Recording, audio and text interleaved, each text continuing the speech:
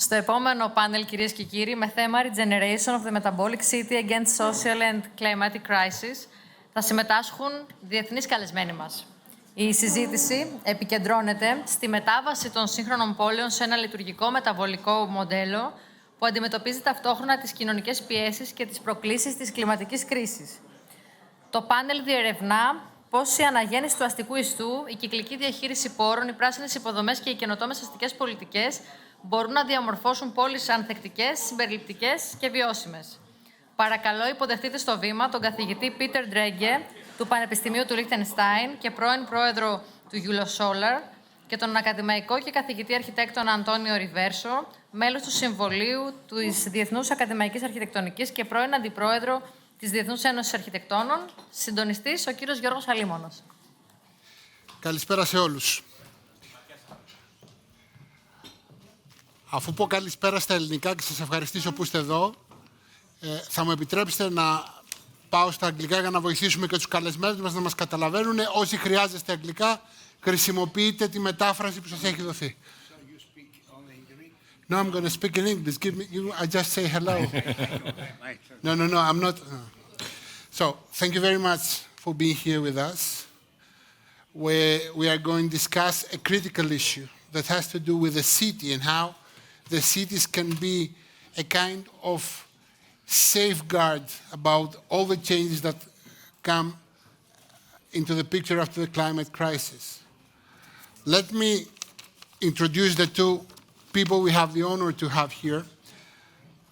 Besides me is Mr. Pieter Droege, professor of Liechtenstein University, former president of EUROSOLAR, and also Andonio Ριβέρσο, council member of the International Academy of Architecture, former vice president of the International Union of Architects. And you will allow me to start with Mr. Riverso by saying how you think the transformation of the city can really help us realize what climate crisis is and how it can outstand the negative consequences of them. This is look to be a simple question, but it's very, very complex. To transform the city, first of all, we don't need the hope. We don't need the action. We don't need the action of one people, 2, 3, but the positive meeting conference of today that we are many different culture from all over the society. And this way, not only one man, a mayor, a governor, a president, could decide on my side, my part. All together, we could be thinking about how to transform the city. Otherwise, the city will be for one, and the more and much more people, it will be left to sleep under the bridge, on the station, on the stair of a church, waiting for God that satisfy his hope. No, this is really a very interesting conference, thanks to President Makedos that invited me for the second time.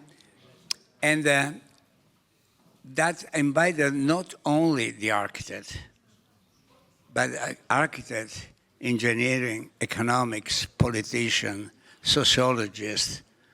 So everybody has to give his own speech as he intended to transform, no, regenerate.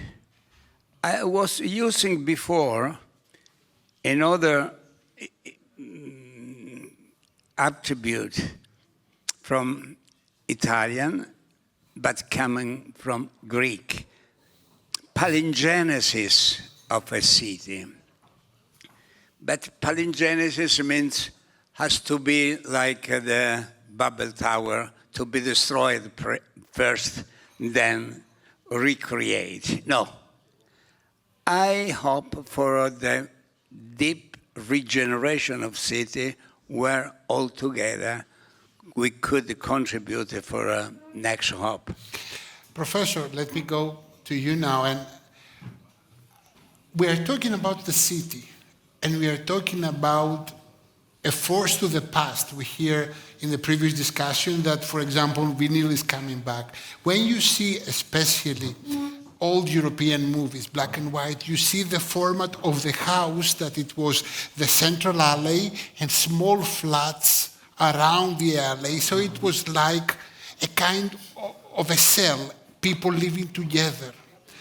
Do you think that one crucial part of the regeneration of the city is to break this pattern of selfishness and create cities that they are more unitarian, more social, more user-friendly? Absolutely. I think, first of all, thank you very much. We reunited with my wonderful old friends and meet new friends here. And thank Konstantinos Makedos and Mede for inviting us all and bring us together. Now, the genesis, or let's say the transformation of the city from the Greek, the Bronze Age city-state, the polis of the Bronze Age, to the cities today is an enormous history of that kind of metamorphosis. And this metabolic transformation is marked in the first, say, 80 to 90% of that history by a parasitic existence of the individual in the city, the community on the land, and the region in the nature it's surrounding. But now we have, in the last 80 years, a transformation from sustainability to solar, to renewable, to regenerative cities, to resilience. But it's still very much focused on the survival of the city. And here I want to actually introduce that topic, Antonio's favorite topic of the metabolic city. In other words, the city that fits into the metabolism of the biosphere in a way that it helps the biosphere to regenerate climate stability. And everyone has to participate in that, particularly the banks.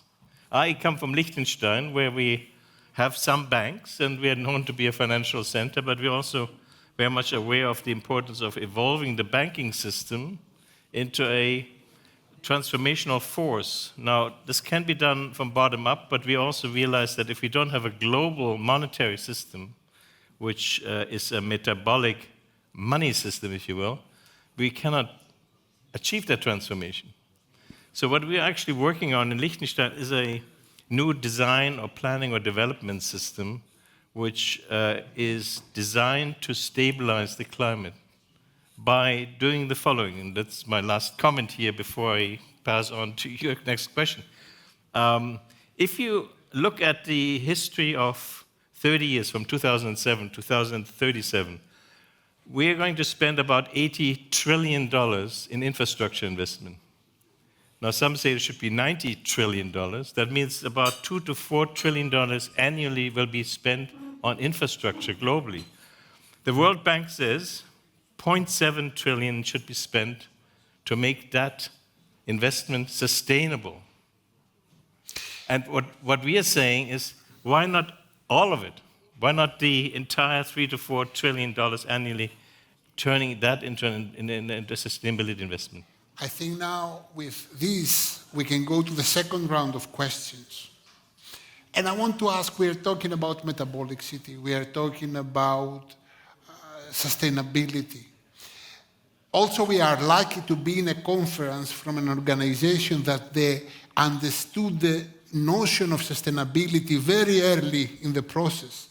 And we have the luxury of discussing it, knowing the problem, and not just saying this is the problem, but trying to a kind of frame the solutions, not the solution, but the solutions, because there are many solutions and many options. And I have the $1 million question. I know you don't like it, but I feel that we have to touch upon that. How metabolic, how viable can be a city? How the infrastructure can sustain the global challenges when the majority of cities are occupied by commercial usage or by the new how can I say, difficult player, which is Airbnb. So in a sense, how we can build a metabolic city, a viable city, when people who work in the city cannot find where to stay, and there are a lot of Airbnb, people that come and go in a phase of tourism, even in areas that shouldn't be touristic. Mr. Riverso? The metabolism is not really something that we have to wait for. Metabolism is already. It's not positive metabolism. So think about one of my favorite city all around the world, that where I have visited many hundred cities all around the world. The first, it was an Italian. An Italian, no better, because it's just me. I was really young at that time. Venezia. I don't love any more Venezia. Venezia became Veniceland, not Venezia. It's the mass tourism has destroyed Venezia. And we cannot talk about regeneration of Venezia. How could we do the regeneration? Cutting? Piazza San Marco? The gentrification took the place of the people. You don't smell anymore. You don't hear anymore Veneziano parlato. So we have to be strongly fear with the powerful and said, stop. Stop gentrification. Stop to create suburbs without social services, without school, without hospital.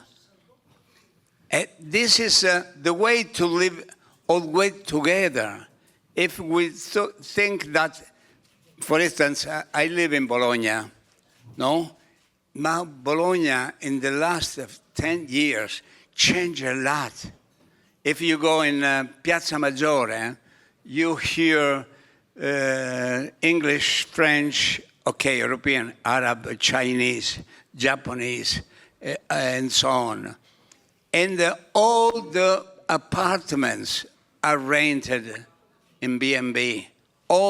So this is a transformation. This is a metabolic. This is something that is that destroying the city. So now, all together, architects first, because architect is becoming from the arche, the start. And so we are in the first row to give our thinking, our thought, our enthusiasm, our positivity, our euphoria. If you call us to sing with you, we will sing the city again. Professor, I don't know if architects like to sing. I have many friends who have very bad voice, but I mean, where we can find the lost aesthetic, the lost poetry of the rules of architecture, where we can find this transformation that accepts the evolution, but at the same time respects the social web that we need to be sustainable? That's a very good question. I just wanted to quickly address the issue of the global nature of cities. Cities don't exist on their own. They never existed on their own. They always were part of a national economy, and now they're part of a global economy. So Airbnb is part of the global network city. The global economy manifests itself in cities, in city centers, and in their aesthetic. Now, what is the new aesthetic? The new aesthetic is to stabilize the global climate. And that means the energy equation, controlling the energy consumption into renewables. It means agricultural transformation, food transformation in the city, and influencing global agriculture into... Supply chains. Yes, absolutely. And thirdly, chemical pollution. If we don't stop chemical pollution, we kill the one system that's the most important for climate, the oceans. The oceans are collapsing because of the chemical pollution coming from cities and the runoff from cities.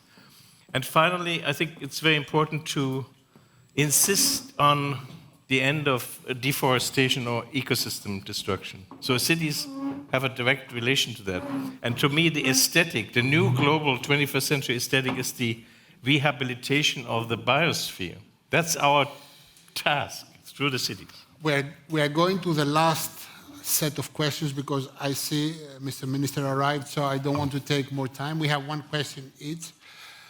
I want to share an experience I had yesterday. It was late at night, so I needed to watch something before going to bed. It has a fantastic movie about the Vatican. Oh, yeah. I've never been to Vatican. I've been to Rome, but never to Vatican. Should come to Liechtenstein. And I was so mesmerized by the volume of the place and how small the people looking there. And I was thinking that at a point, we Europeans could be a particle in something wider, whereas in the States, it was big, but it wasn't the essence of belonging. So as a last question, how we as Europeans can reunify this missed link between history, aesthetic, and sustainable future? Is there a clear path that we can regenerate this direct link? Or globalization has ruined everything, so we have to go to the bottom of the barrel to get up? No, I think you're big. I'm sorry. Leave Antonio the last word, but I just want to say you absolutely hit the nail on the head. If we don't manage to recapture not just a sense of urbanity, like in this wonderful part of Athens, but also the sense of relation of that city to its natural context and its nurturing, then we lose the battle. And that is our Vatican. That is our St. Peter's Dome, is how we nurture that natural context. I want to say that architecture can save the world, but not alone. We cannot create fantastic architecture. Look at this.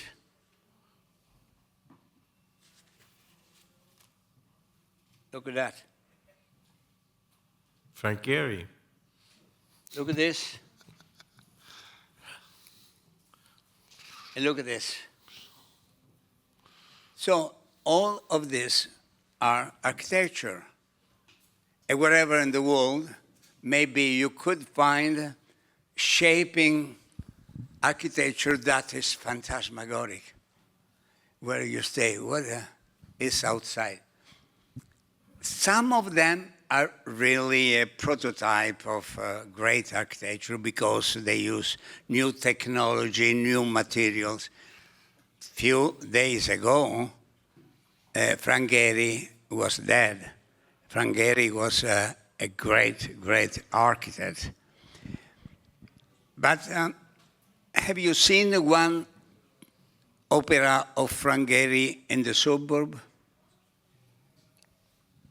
Only on the center, just to enjoy for the people, for the gentrification. So now the architecture is called to save the city if reduce mobility, if we create densification of mixed uses. We cannot have the centric shopping mall 10,000 kilometers far from the center, at the center without any market. So we have to put as insemination. Our great colleague, the great Jaime Lerner, used to call urban agopunture urbane, just to give to the body deading of the city to recreate itself. I would like to thank you both. Thank you. And I would like to say, just to finish in a humorous tone, that of course in Europe we have issues, but we have fora like this one to discuss, and thank God, anyone believes, we don't worry to build a big ballroom in any of the Prime Minister's office. They do it only in the States. Thank you very much. Thank you. Thank you very much. Ευχαριστούμε όλους σας για την προσοχή σας. Να είστε καλά.